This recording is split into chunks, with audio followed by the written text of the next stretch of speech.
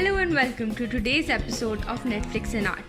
As you may have guessed or have read on the screen that I mentioned already, today's episode is about Queer Eye.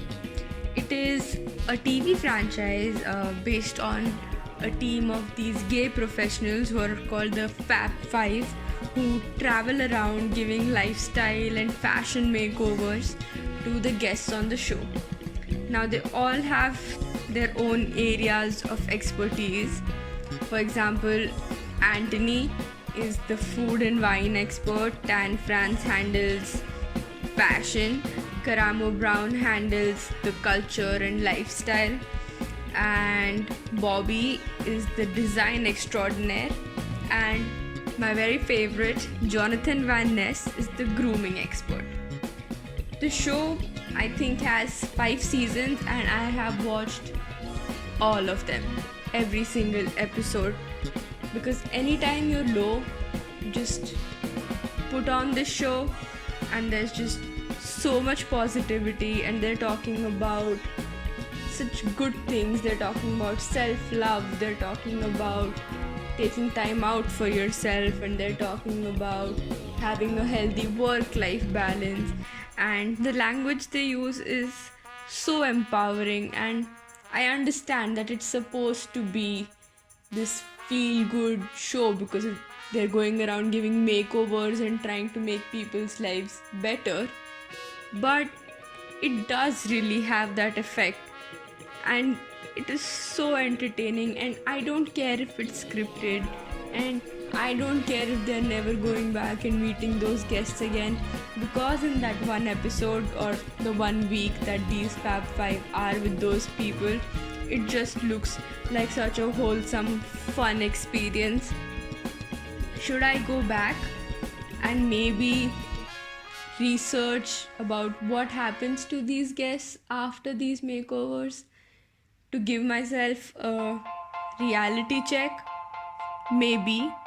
But I think sometimes in life it's okay to just enjoy things for the way they are and accept them at face value, because everyone needs some entertainment, and I am all up for this positive, heartwarming, fully queer entertainment that basically gets me out of the dumps. And the thing is, they're talking about fun stuff a lot of times, but they're also talking about a lot of serious issues that the guests in their show are going through. So, they balance it out pretty well. Now, I understand that Karamo does a lot of the psychological, lifestyle kind of aspect of the whole makeover, which is great because it's very important. It might even be the most important part of the makeover to bring a kind of attitude shift a lot of times, especially when people are facing a lot of stress, or they have very low self-esteem, or they're having relationship problems, because just changing the outsides does not help, right? So I understand his work, totally appreciate it, just that it's not the most entertaining part of the show. I understand its value though, just saying that. Then there's Bobby, who does the entire design makeover. Sometimes it's the bedroom of a person, sometimes it's half of their house, sometimes it's the kitchen, sometimes it's the porch. And there was this one episode where they were making over this community space shared by young climate activists, and it was one of my favorite episodes because I love how they made the whole space so functional for such a huge number of people and still kept it very accessible and very easy to maintain considering how many people will be going in and out of those places. So yeah, that's also pretty cool. And I think, to be honest, Bobby does most of the hard work, because it must not be easy to bring about such huge renovations or changes in a person's house in less than a week. So kudos to that. I wish we could see more of that part on the show. Then there's Tan France, who is crazy popular and has this sassy attitude, and he has great taste in clothes, and he talks about clothes in a way that makes you believe that it's not just some consumerist fashion conscious thing, but it's more about being presentable and feeling good in the clothes that you are wearing, and wearing clothes that look good on you, not necessarily going out and buying a million things and trying to stay up to date with the latest fashion trends, but just wearing things that can last you a long time and can look good on you. And then there's Anthony, who is the food and wine expert, who's going around teaching people how to make different kinds of foods in all the different episodes. And I think he's the most good looking of them all. I think everyone knows that, but it's fine. He's funny, he's beautiful, and he makes great food. 5 stars. And now for my favorite, the queen, the one I saved for last, is Jonathan Van Ness, who is literally, he does look like Jesus, or at least the popular media portrayal of Jesus. And he's so dramatic and so funny, and he's just going about doing silly things, and his expressions and the way he's so expressive and vocal, I am living for it. It is so cool, and he's basically my favorite person on the show. If he was not in the show, I would probably just not watch it.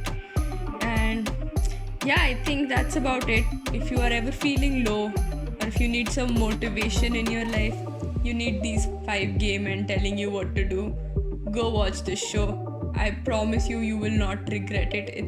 It's fun. Okay? Put aside your stereotypes and your judgments, and switch off your critical thinking brain for some time and just enjoy the show.